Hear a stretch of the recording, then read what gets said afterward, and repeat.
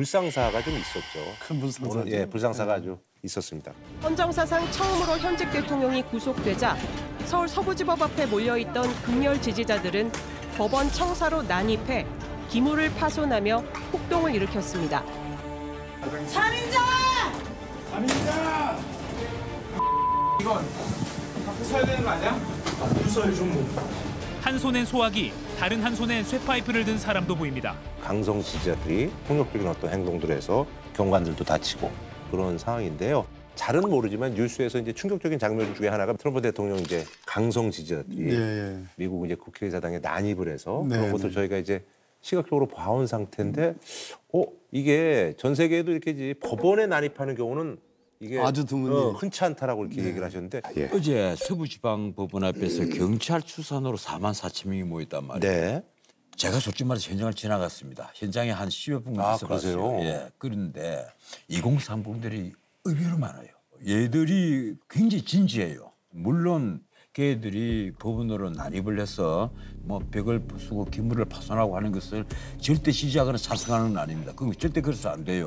안 되지만은 지금 이 모든 사건의 바탕에는 쉽게 말하면 거대한 커넥션, 이 검찰, 경찰 그리고 심지어 법원까지 가담된 한쪽 이념에 그 설려버린 거대한 커넥션이 민주당과 연합을 해서 벌인 거기에 대한 어떤 그 분노의 표출이다. 분노 게이지가 굉장히 올라간 것이 아니냐. 쉽게 말하면 진짜 내란 아니냐. 그것에 대한 분노 표출이다. 저는 이제 전원책 변호사님이 2030으로 이렇게 세대를 구분지어서 갈라치게 하시는 말씀이 전혀 동의할 수가 없는 거고, 또 하나 평생을 법조인으로서 살아오신 분이잖아요.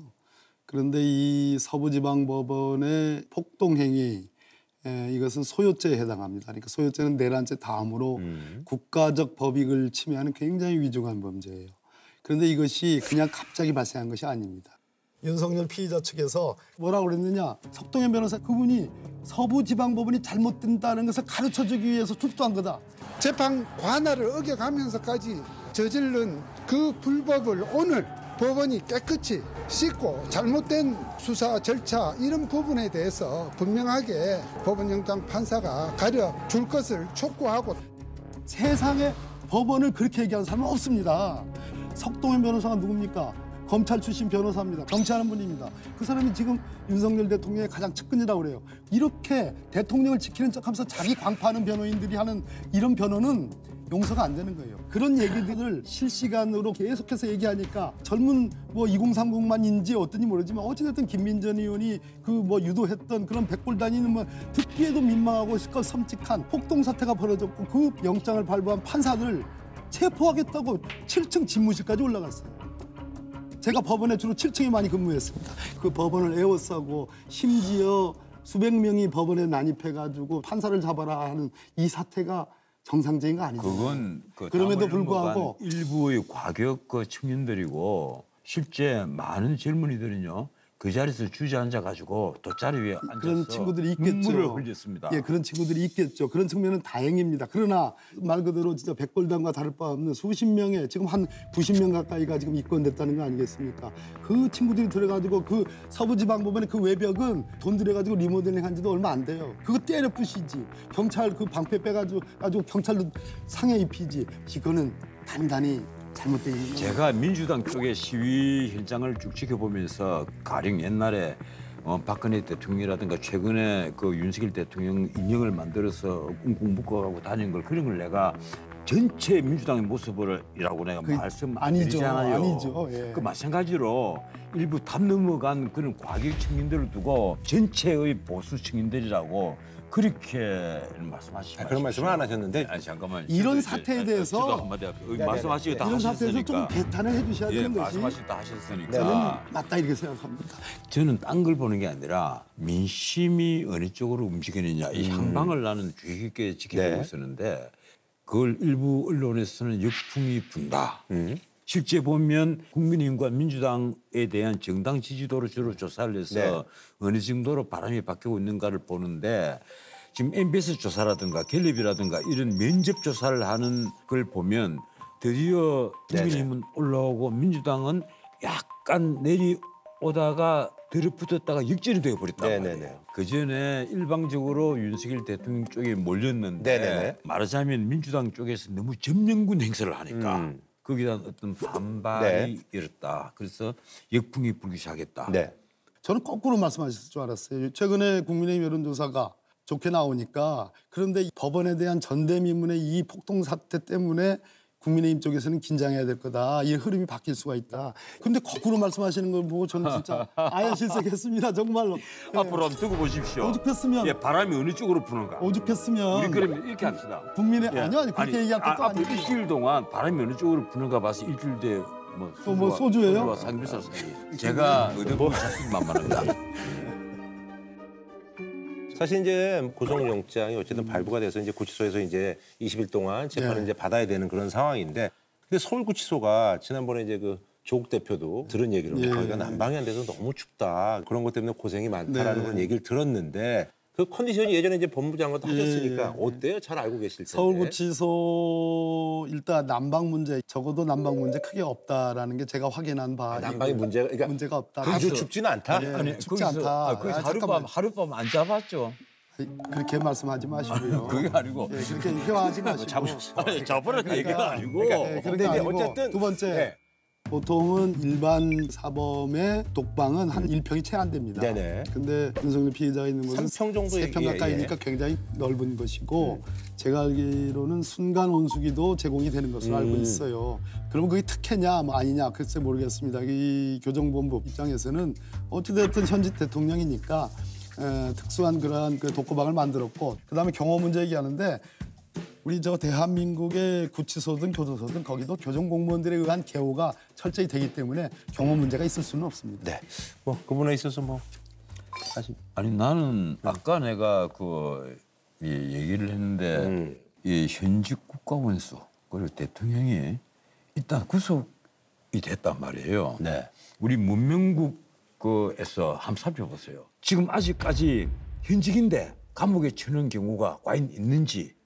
첫 번째 사례예요. 첫 번째 이러한. 아니 잠깐만 제가 말씀드릴게요. 예. 그런데 그 과거 우리 서구의 문화사를 쫙 읽어보면 왕이 왕을 죽이지 못한다 하는 하나의 보이지 않는 실책이 있습니다. 왕이 왕을 죽인 경우는 엘자베스 1세가 메리 스튜어트 여왕을 19년 동안이나 유폐를 시켜놓았다가 도쿄로 목을 잘라요.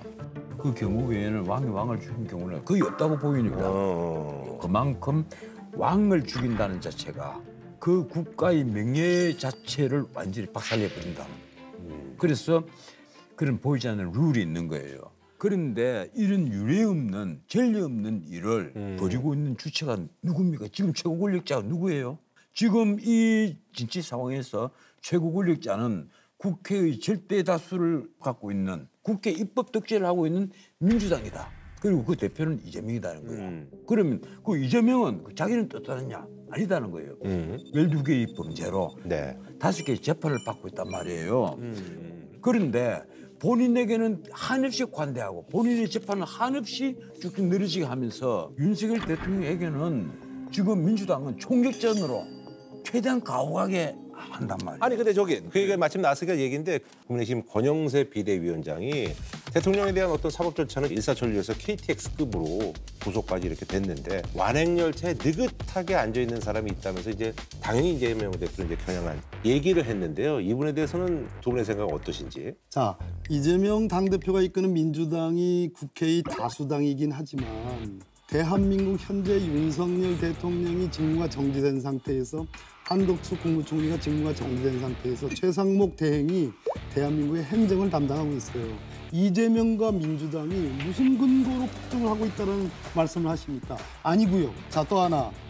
민주당이 정말로 오만하다는 얘기 들을까 봐, 이재명 대표도 오만하다는 얘기 들을까 봐 지금 걱정하시는 항소심 재판도 저는 신속하게 진행될 거라고 봅니다. 저는 파기될 거라고 분명히 자신하는데 그렇게 일방적으로 폭정이니 민주당 독재니 그렇게 쓰시면 윤석열의 말과 다를 바가 없습니다. 저는 그렇게 말씀하지 마십시오. 저는 윤 대통령 구속이 됐을 때 우리가 당장 가지는 의문은 그거예요.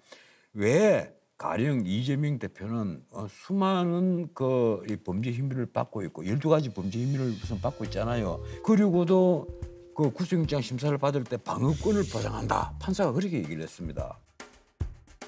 그런데 이재명 대표에게는 보장되던 방어권이 왜 윤석열 대통령에게는 보장이 안 되느냐. 잣대는 똑같이 되자 이거예요. 잣대를.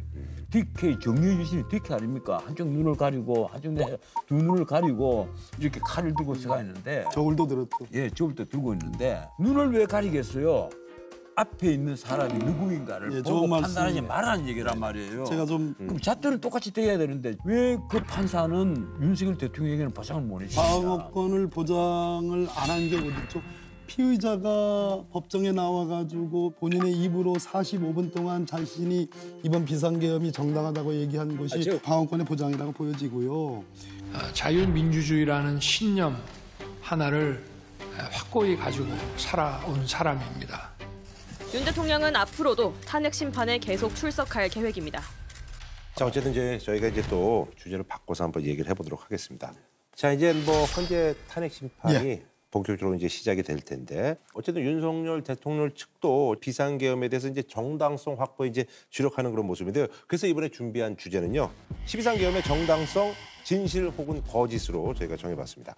자, 어쨌든 윤석열 대통령 측에서는 김용현 전 장관이 포고령은 잘못 뺐겠다 뭐 이런 얘기를 하고 있고 김 전 장관 쪽은 전혀 아니다. 그리고 꼼꼼하게 또 대통령이 검토를 했다. 이렇게 이제 엇갈린 주장을 내놨어요. 이 부분에 대해서 제가 먼저 해야 될 것 같아요. 그것이 우리의 토론 평화를 위해서. 원래 저 비상계엄의 그 알파와 오메가는 포고령입니다.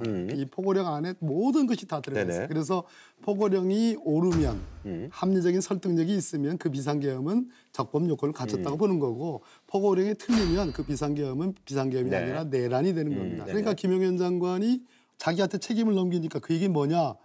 이 비상계엄 내란의 수계 우두머리가 김용현이란 얘기예요. 책임 전가하는 얘기예요. 그러니까 김용현 입장에서는 이거 잘못하면 진짜로 극형을 받을 가능성이 있잖아요. 그러니까 아니 그건 다른 다 모르겠는데 그건 아닙니다. 그건 대통령께서 다 허가하신 거 아닙니까? 라는 균열, 두 사람 사이에 균열이 벌어진 거다.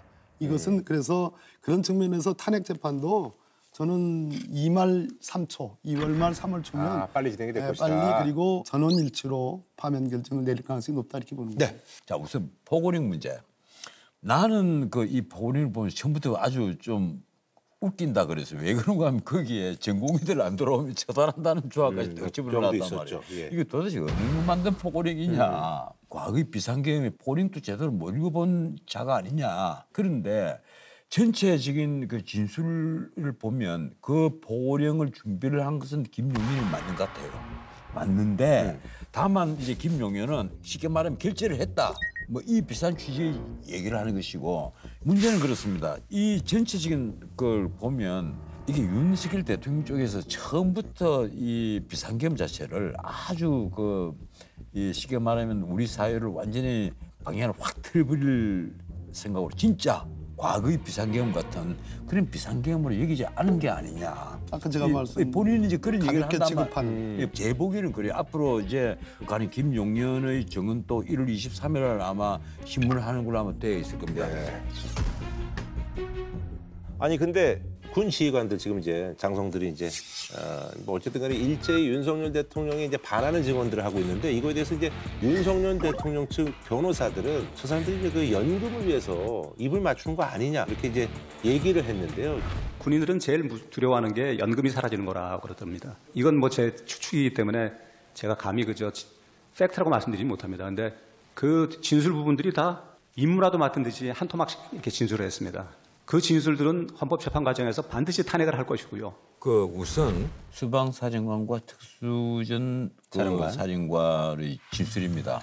한쪽은 뭐 총을 쏴서라도 문을 부수고 북한을 끌어내라. 한쪽은 뭐 도끼. 도끼로 문을 부수고라도 북한을 끌어내라. 아주 비슷한 수준의 얘기를 하고 있는데 이 사람들이 진술이 마치 꼭 들어가네 말을 맞춘 것처럼 되니까 연금을 타기 위해서 이렇게 모든 것을 잠깐만요. 나도 얘기를 말씀하실 때 내가 그러면 지난번처럼 제가 보기에는 그래요. 윤 대통령은 나는 김용현을 통해서만 얘기를 했다. 이 얘기고 내가 체포의 채채도 끄집어내지 않았다. 이 얘기를 한단 말이에요. 그러면 한쪽의 진술이 오인됐을 가능성이 있다. 이제 이 얘기를 하는 겁니다. 제가 말씀 좀 드리면 제가 그 국방위에서 보니까 곽종근 사령관 옆에 이진우 소방사령관이 앉았어요. 곽종근 사령관은 저에게 이제 양심 고백을 한 사령관이잖아요. 이분만 유일하게 제일 먼저 진술을 했습니다. 근데 이진우 사령관이 옆에서 곽종근 사령한테 자꾸 신호를 하는 거예요. 왜 너 이렇게 자꾸 쓸데없는 얘기하냐? 쓸데없는 얘기를 하느냐. 그 당시까지만 해도 이진우 수방사령관, 여인영 방첩사령관, 문상호 정보사령관 다 아닙니다. 우리는 TV 켜니까 대통령의 비상계엄 선포 얘기가 나오더라. 특히 박안수 육군참모총장은 연기력이 너무 뛰어났어요. 계엄 사실을 언제 알았습니까? 예, 계엄 사실은 갑작스러운 지휘통역실을 이동하게 되었고 그때서 대통령께서 담화하시는 걸 보고 알았고 바로 이어지는 정군 지휘관 회의에서 명확하게 인지가 했습니다. 그러면 이 사람들이 지금 검찰에 가가지고 군 검찰에 가지고 다 분 거예요. 이 사람들이 연금이 원래 저 실형을 받으면 못 받게 되는 건데 네. 그러면 분다고 그래서 실형 안 받냐? 이 사람들 다 실형 받습니다. 연금 못 받아요. 그 연금 문제 때문에 치졸하게 말을 맞춘다. 말을 맞춘다는 건 틀린 얘기고. 얘기는 틀린 얘기다. 틀린 얘기다. 아니 나는 그게 연금을 혜택을 받니 안 받니 그게 말이 안 되는 아니라 지금 수방사령관이라든가 특수전 사령관의 진술은 오인미대가 있다는 거예요. 누구로부터 오인미대가 이제 말씀하셨던 건데 지난번에 한 얘기. 지난번에도 얘기를 했지 않습니까? 그래서 아니 윤석열과 김영현 간에도 지금 하시는 말씀은 윤 대통령 말은 전부 다 거짓말이고 그 수방사령관이나 곽중건 특수전 사령관 말은 윤 대통령 사실 이 얘기 아니에요. 윤석열 피의자하고 김영현 전 국방부 장관과도 지금 말이 안 맞지 않습니까? 누구 진술이 오인미대가 아니냐는 앞으로부터 수사를 해봐야 알겠죠. 그러면 우리 전원책 선배님 내 말은 이런 수사를 하는데 변호사님은 잠깐만 왜 윤석열 말만 믿고 나머지 사람들은 다 말을 안 했습니까? 마찬가지잖아요. 반대잖아요. 이 사람들 지금. 다수지 않습니까? 절대 다수. 지금요. 아니 윤석열 피의자 만나보셨어요? 안 만나봐요. 무조건 그렇게 믿는 거는 말이 안 되지 않습니까? 이 부분에 있어서는 어차피 이제 헌법재판소에서도 이제 이 부분에 있어서 그 많은 처음에 이제 판사들의 다툴 판단이 거니 잘못된 저희가 한번 왜 또 수사권이 없는 공수처에서 나온 얘기들을 그 윤석열 피의자가 얘기하는 거죠. 수사권이 있는 지금 아직까지 수사권이 있는 데서는 수사를 하지도 못했어요. 아니 그러면 썰전이 나오실 게 아니라 윤석열의 변호인이 되셔야 되는 거죠. 말씀 그렇게 하시면 아니 지금까지 왜 잘 윤석열 피의자의 계엄 적어도 비상계엄 하는 걸 잘못됐다라는 입장을 변제해 오다가 왜 갑자기 이렇게 박봉 아무리 하지만 이게 너무 지나친 얘기입니다. 그런데 왜 일방적으로 윤석열 개인 한 사람만의 말만 진실이고 나머지 사령관과 김영현 장관의 말은 이런 방구도 좀 일고의 가치가 없는 것처럼 말씀하십니까? 그러니까 지금 저 법원에 침입해가지고 폭동을 일으키고 난동을 부리는 거 아니겠습니까? 세상에 대한민국 역사에서 보신 적이 있으세요? 그 점에 대해서 왜 개탈을 안 하세요? 왜? 잠깐 좀 쉬었다 합시다. 딱 5만 아니, 아니 저도 답답해요. 알겠습니다. 알겠습니다. 그런데 5만 잠깐만 쉬었다가 저희가 잠깐만 쉬었다가 말씀하시는 걸로.